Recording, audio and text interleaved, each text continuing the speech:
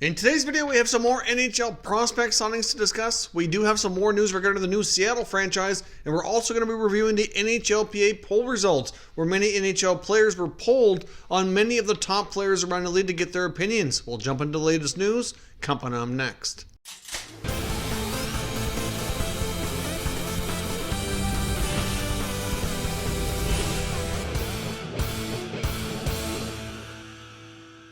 So welcome back to another video here at Top Shelf Hockey. As I mentioned, we have a variety of things to discuss today. First off, let's kick things off here with some prospect signing news. Now, first up, the Los Angeles Kings have signed prospect Tyler Madden to his 3-year entry-level contract. Of course, Tyler Madden was acquired from the Vancouver Canucks in the Tyler Toffoli trade most recently here at the NHL trade deadline. Of course, he played the last couple seasons at Northeastern University, and he's now leaving college to sign with the Kings. He'll turn pro starting next season. Hard to say exactly where Madden kicks off the season next year, more than likely at the American Hockey League level, but I guess we'll see. I know many Canuck fans were quite excited about this prospect prior to him being traded for Toffoli to the Los Angeles Kings, so I guess we'll have to see. But in my opinion, the Kings have one of the best prospect pools in the NHL. He's certainly going to have lots of other young players to compete with for NHL spots, or lots of other great players to possibly play with at the American Hockey League level as well. So certainly interested to see how this prospect starts his pro career come this fall. Now, the San Jose Sharks have signed a pair of prospects, one being an undrafted college free agent and the other being one of their own drafted players. First up, the San Jose Sharks have signed left shot defenseman Brinson Pasichnuk, who's one of the top college free agents on the market. He played in Arizona State for the last number of years. He went undrafted but was recently recognized by TSN as one of the top college free agents out there on the market. At the college hockey level, he's been a pretty offensive D, putting up some pretty solid numbers, including 37 points in 36 games played this past year. So he will certainly get his pro contract starting next year and likely start at the American Hockey League level and see how he turns out. But it looked pretty solid at the college hockey level, and we'll see how things go from there.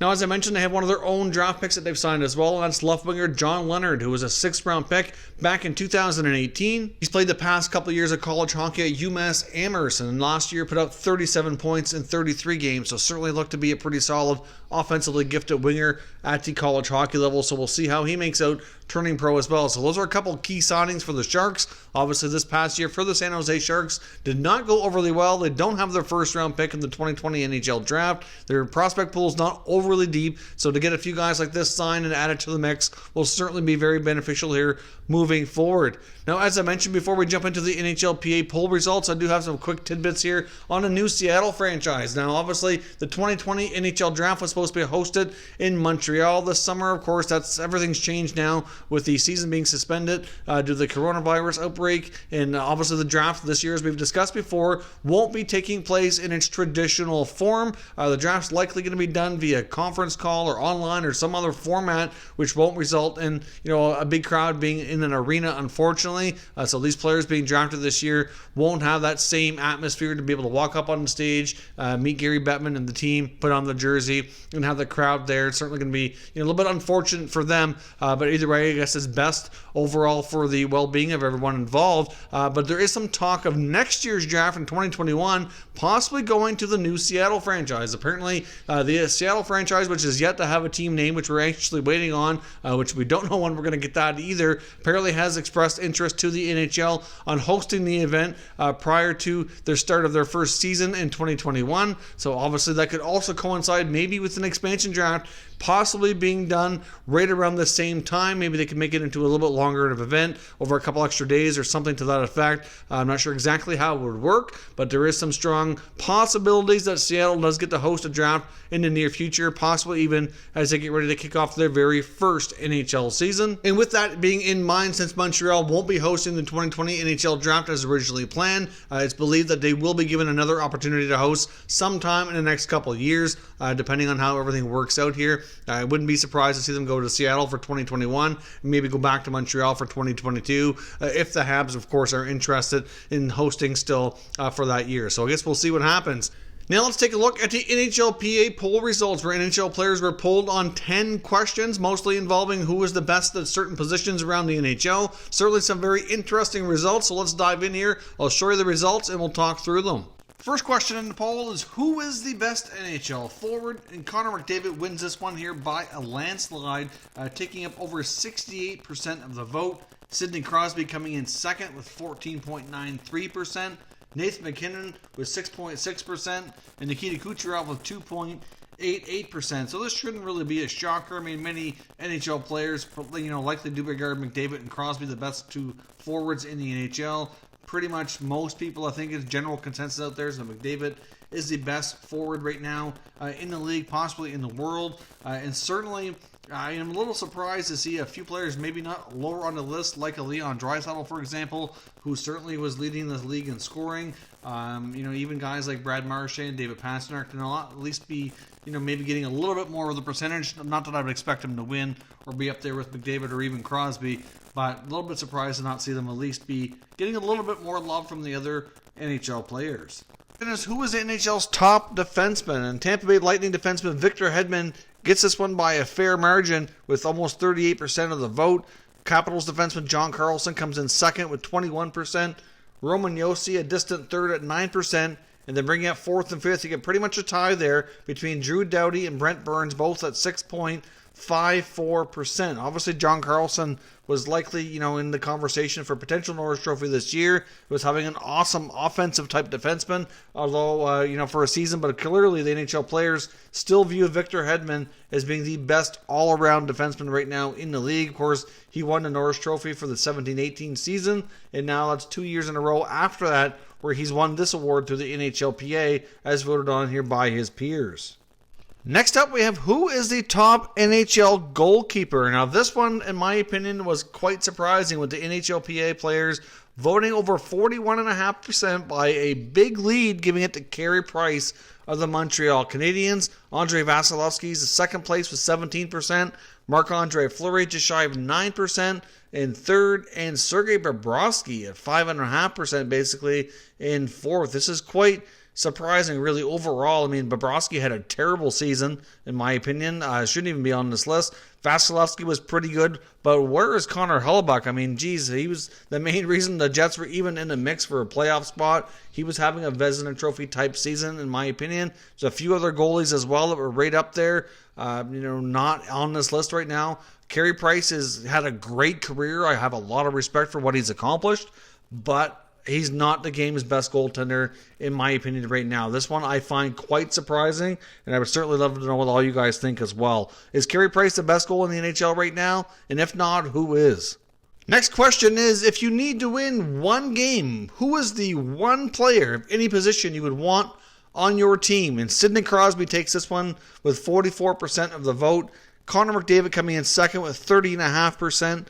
Nathan MacKinnon in third place with 4%, and Patrice Bergeron with 3.33%. This is not surprising at all. Sidney Crosby has had a tremendous career and has a history of coming up big when it matters most in the top games. And of course, he scored the golden goal, the 2010 Olympic gold medal game to win the gold for Canada. He's got 3 Stanley Cups to his name, numerous hardware, and he's always had a knack for being a big game player. So this is not a shocker at all. And considering how well respected and how strong of a player Connor McDavid is, this is not something that really surprises me as well, those two guys being the top guys. Next question is, who is the game's most complete player? And Crosby again runs away with this one with over 45.5% of the vote. Patrice Bergeron a close second at 25%. Barkov at 7.5% is third. Ryan O'Reilly fourth at 5.33. So not real surprised here that Crosby wins this one either. He does have a very solid, complete game and is very well respected because of that amongst his peers. So not a huge shock. Bergeron's generally regarded as one of the best as well, and is always in that conversation for the Selke Trophy. Barkov and O'Reilly have been in that conversation the last few years as well. So again, no big surprise here. Crosby again is the league's most complete player. Next question is, who was the game's best trash talker? And Brad Marchand wins this one by a fair bit, almost 26% of the vote. Drew Doughty coming in next at 13%. Ryan Reeves at 11%. And Patrick Maroon just shy of 4%. I mean, Marchand's certainly been recognized with this before. Certainly known as one of the game's best players, but also acknowledged for a lot of his trash talking and some of his really sometimes odd antics on the ice. Thankfully, the last little while he's been a little bit better behaved and not doing anything too crazy out there. But certainly, I don't think any of these players should surprise really any hardcore fans that they're on this list here at all. Next question now is, who is the game's worst trash talker? And again, Marchand leads this one. Of course, there's mixed results here. Some of these guys are on both lists, including Drew Doughty in second place at 6.85. You've also got basically tied for second, and third is PK Subban with 6.85. And Nick Cousins, that one surprises me, 5.6%. Obviously, Nick Cousins is not, kind of a little bit more known for that as some of these other guys. Marchand, Doughty, and PK are all known for yapping a lot on the ice. So not a real big shocker here that those are your leading contenders. Next question is, of all players, past or present, who would you pay to see play? And it shouldn't be a big shocker that the greatest one of all time, Wayne Gretzky, is the first place, 31.8% of the vote. Bobby Orr, number 4, next up at 14.99%. Mario Lemieux, third place with 9.24%. And Connor McDavid, 7.8%. Now, I know I've been to a bunch of NHL games, but I was never able to see any of these guys play live. And of course, McDavid, even though he's active right now, I've yet to see the Oilers play live in person. So I know for me, I would love to see any of these guys play live, but certainly to go back and see some of these legends would be awesome. Next question is, would you like to see players' personalities express more on their equipment? And if so, how? Now, this question received a 53% yes vote and a 47% no vote, so fairly evenly split, even though the yes vote does win. For those who said yes, 40.5% said skates would be the way. Obviously, you can see in the picture here, a way to put some personality on the skates. And then, of course, 4.7% with the sticks. Sticks would be a little harder to see on the camera watching on TV. The helmet, though, might be an easy way to do so. But generally, they wear, a uniform type helmet that goes with their team to match their whole roster. And that was a 3% vote. So certainly some interesting questions, some interesting concepts. Not sure we'll see much come from it, but I think probably the skates would be the easiest way without taking away from the uniform look of the team. And the final question is, who is the best female hockey player in the world? Now, this one was a tight race, but Canadian hockey player Marie-Philippe Poulin takes the lead with 39.92%. Of course, she captained Team Canada at the last Olympics here, helping Team Canada to some great results. And of course, Hillary Knight, the well-known female hockey player from the U.S., second place, 36.29%. Kendall Coyne-Schofield, of course, who got a lot of attention at last year's All-Star game and has been doing some broadcasting work. A terrific skater and great hockey player in her own right, got 15.5%. And also another American in fourth place, Emily Matheson, getting 1.4% of the vote. So certainly not a big surprise. We get Poulin and Knight going head-to-head and a fairly tight vote here amongst the NHLPA. So that wraps up today's video. So certainly let me know your thoughts and comments down below in the comment section. We can discuss further. If you're new to the channel, consider subscribing and turning on your notifications so you don't miss any future content. And give this video a thumbs up if you enjoyed it as well. I'd appreciate it if you did. As always, thank you for watching, and I will catch you next time.